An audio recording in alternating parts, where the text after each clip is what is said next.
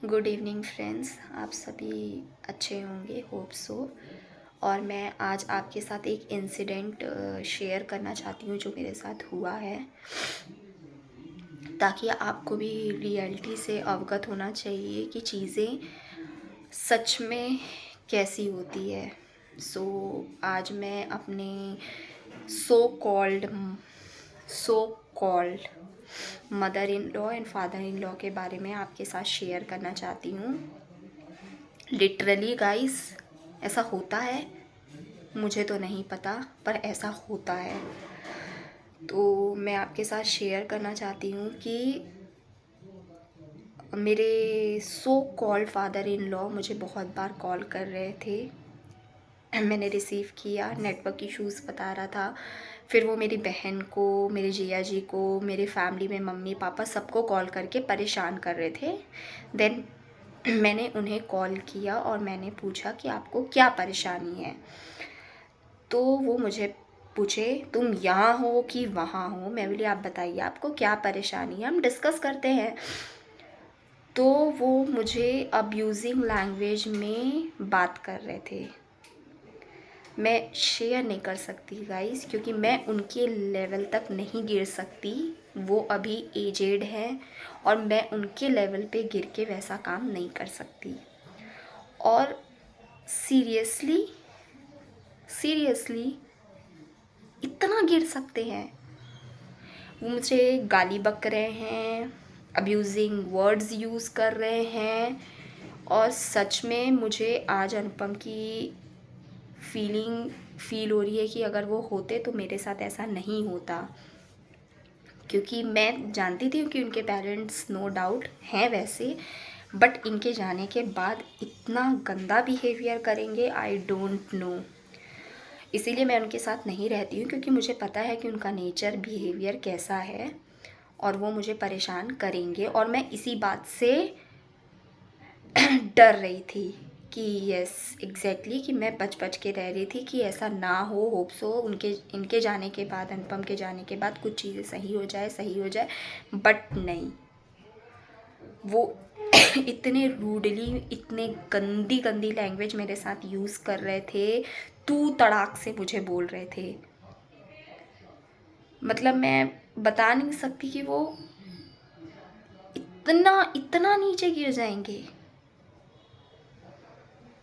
और सिर्फ फ्रेंड्स, वो पैसे के लिए ऐसा कर रहे हैं।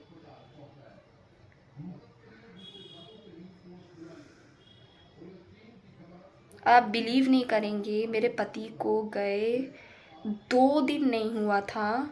मेरे को ये शेयर करते हुए एक शर्म आ रही है कि उनका अस्थि हमें मुक्तिधाम से लेके आना था। तो मेरे ससुर मुझसे 2 दिन में ही लड़ाई करना स्टार्ट कर दिए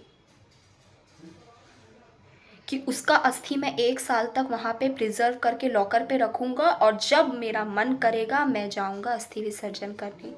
ऐसा कहीं होता है? मेरे पति की आत्मा को शांति मिलता?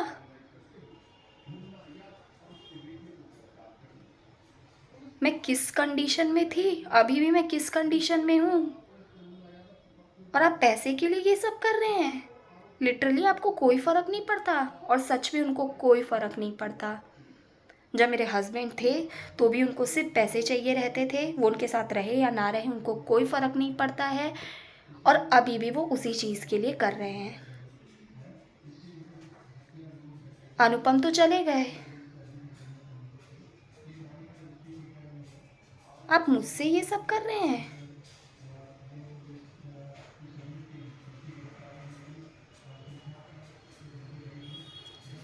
प्लीज़ आप मुझे बताइए फ्रेंड्स, ये सब सही है कि गलत है? बताइए कि मैं कैसे अपने आप का बचाव करूं।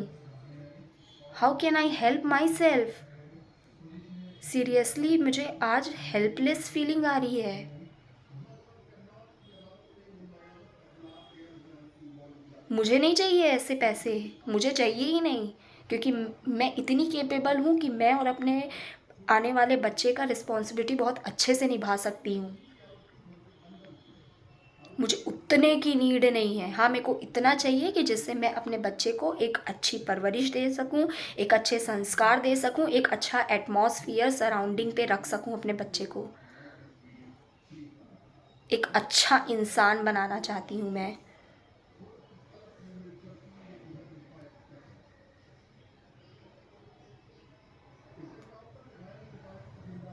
इस एज में आके, बुढ़ापे में आके आप अपनी बहू को गाली बक रहे हैं, वो भी पैसे के लिए गाली बक रहे हैं। उनकी हिस्ट्री, उनके पेरेंट्स की हिस्ट्री ज्योग्राफी अगर मैं बताने बैठूंगी ना फ्रेंड्स, तो लोग सच में उनके मुंह पे उन लोग के थूकेंगे। बट मैं सिर्फ अनुपम के काम, उनके औहदे, उनके फेमस होने के कारण चीज़ों को मैं नहीं बताती थी। पर शादी के 1.5 साल तक मैं इतनी फ्रस्ट्रेटेड हुई हूँ, इतनी डिप्रेशन में गई हूँ, इतनी चीज़ों से बाहर निकली हूँ, वो सिर्फ मैं जान सकती हूँ, क्योंकि मुझे पता है।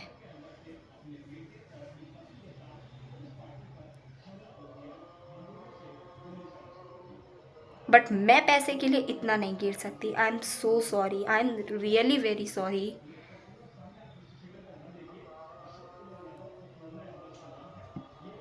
कि मैं पैसे के लिए किसी का खून कर दूँ, मेरे से नहीं होगा,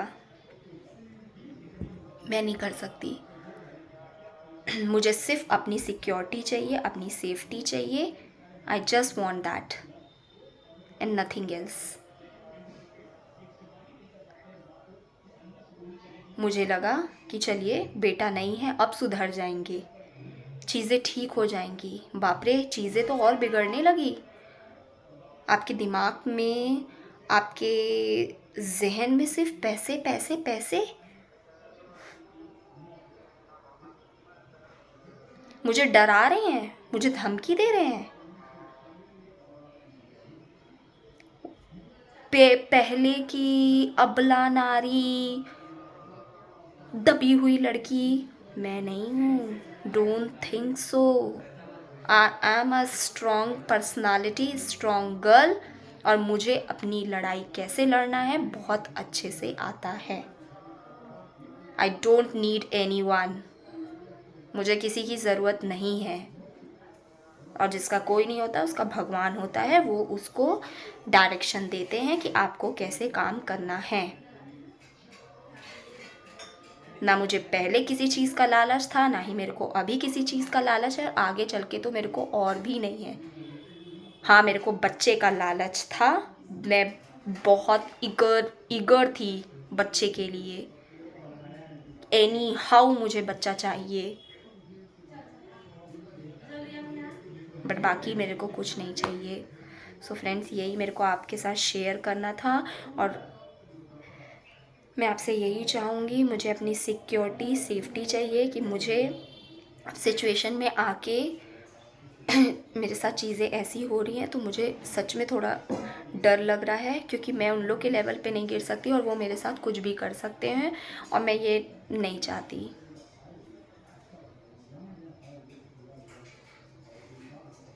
सो गुड नाइट फ्रेंड्स, शुभ रात्रि। मिलते हैं नेक्स्ट ब्लॉग में।